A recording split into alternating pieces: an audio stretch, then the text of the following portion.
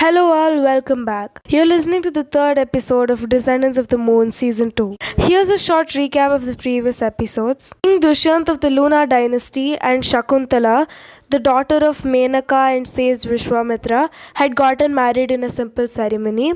The king had gone away to his capital, and when Shakuntala was pregnant, she left with her group of friends to go to the king's place. However, because of a curse of sage Durvasa, Dushyant couldn't remember anything about Shakuntala.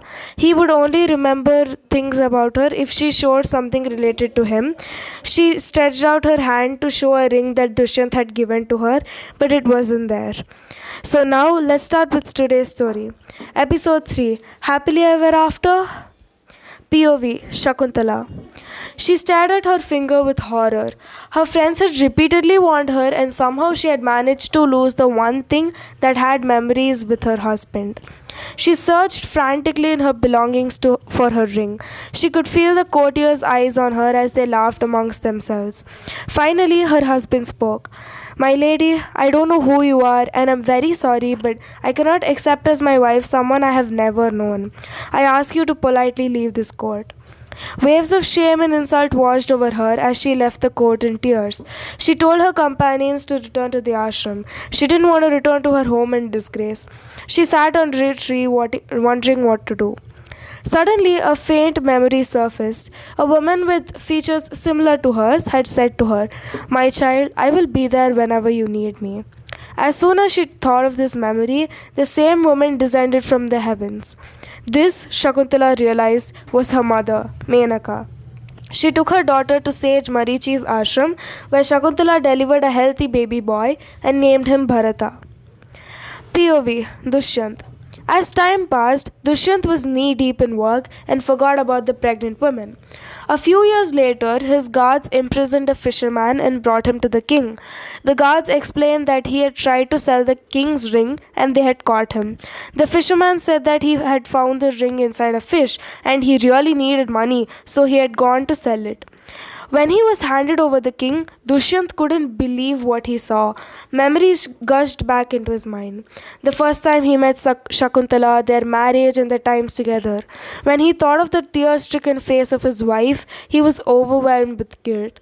She had come to him carrying their child, and he had just bluntly refused to remember her.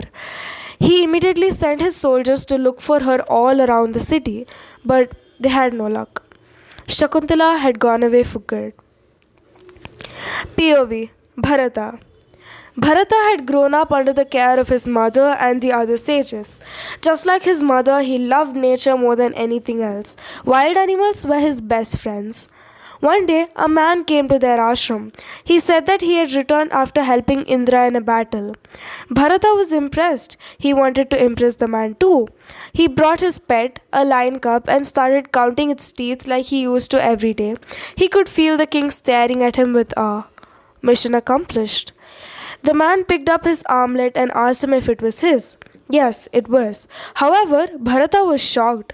When he was about to speak, one of the maids rushed forward. She said, "Sir, please drop it. Sage Marichi has enchanted it so that if anyone except Bharata's parents touch it, it will turn into a snake and kill them."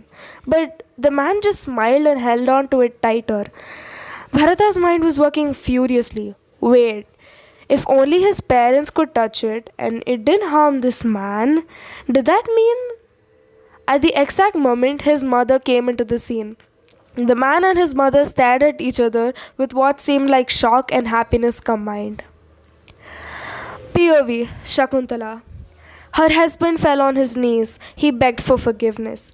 If it was the Shakuntala a few years ago, she probably wouldn't have forgiven Dushyant. But now her mind was mature enough to understand that none of it was his fault. It was just their fate. And it was also designed by the fate that they had to meet here. She pulled him up and they hugged each other. From the corner of her eyes, she saw Bharata smiling widely. What he understood, she didn't know. Their boy ran to them and joined the family hug. Soon, Dushyant, Shakuntala and Bharata took the blessings of sage Marichi and left for Pratisthana as one happy family. With this, we come to the end of this episode. Stay tuned to Descendants of the Moon. Until next time, this is me, Vatsalya, signing off. Bye.